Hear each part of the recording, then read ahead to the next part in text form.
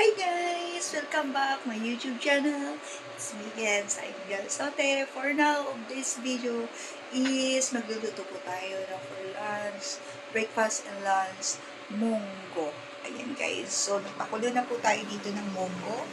This is the munggo beans from Indian guys. Ayan. So, mayroon ako dito konting manok. Ayan, chicken. And gagawa po tayo ng ensaladang talong. Ayan, ito yung mga ingredients niya. 1 piece of chicken kasi konti lang naman yung munggo. And yung my favorite is spinach. Ayan. So, may natira po kong spinach. Naninilaw na po kasi siya.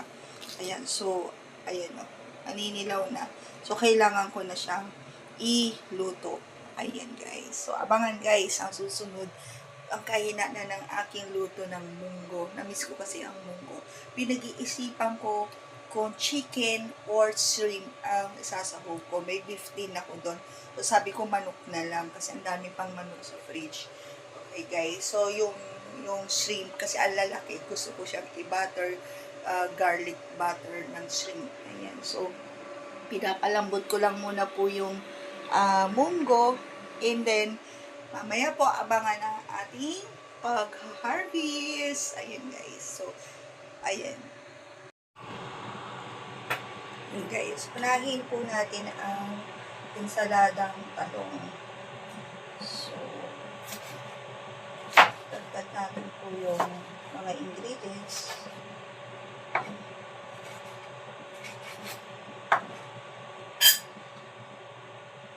Sayang, wala tayong paminta guys.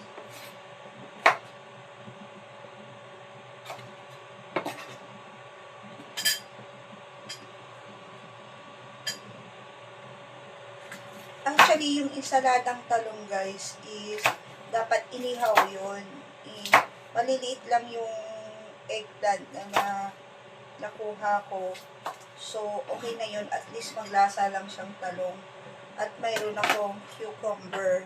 Ayan guys. So, slice lang natin ito ng maliliit. Kasi maliliit lang ang cucumber dito. Isang dangkal lang. Super liit lang. Kasi ano lang ng tampo. So,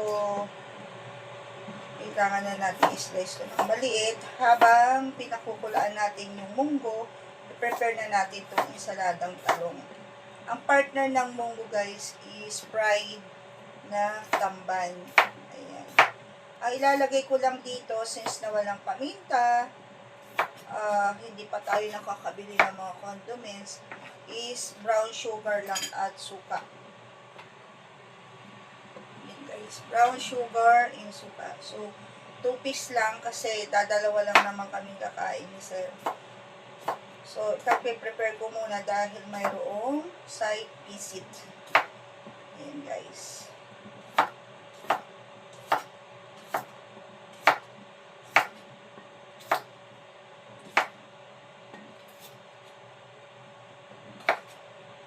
Ayan. So, and itong half ng tomato, ito yung panggigisa po natin sa munggo. And half na onion. Ayan guys. So, half onion. Half lang kasi ang konti lang ng good for 2. So, habang tulog pa sila at mamaya pang, the time here now is 6 o'clock. Ang aga ko nagising 5 o'clock in the morning. Kasi, gusto ko ma-maintain yung tulog ko guys. So, 1 half of onion. Gusto ko mabalik yung dati na tulog ako sa gabi. Gusto na ako maghapon. Yan guys. And, we can put a little of garlic. Yan guys. Garlic. At least, pag-ano lang tayo ng 3 cubes. No?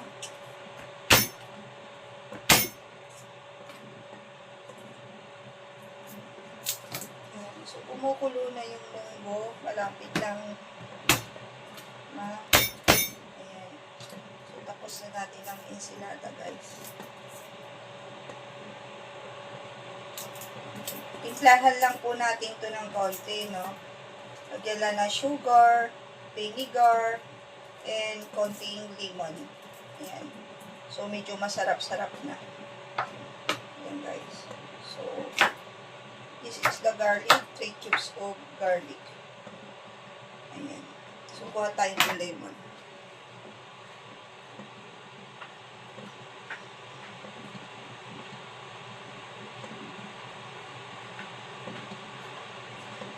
And, lagyan po natin ng konting ginger. Ayan. Konting ginger and lemon, guys. Ayan. So, half lang ng lemon. Kasi ito mamaya iinumin natin ito.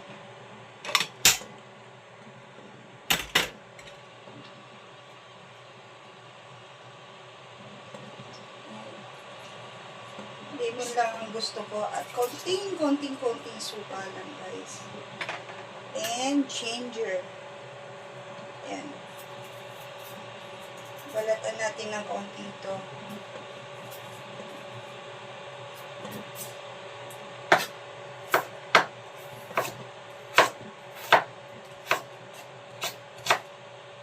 Ito lang ang daily kong ginagawa. At marami pa akong hindi na i-upload na mga luto. Pero pag special naman, yun, dun ko lang siya ina-upload. Kasi, nag-start na po kami na mag-diet for, what do you call this? Ayan, healthy na food. And then, we can put a little bit of, sugar. Ayan, guys.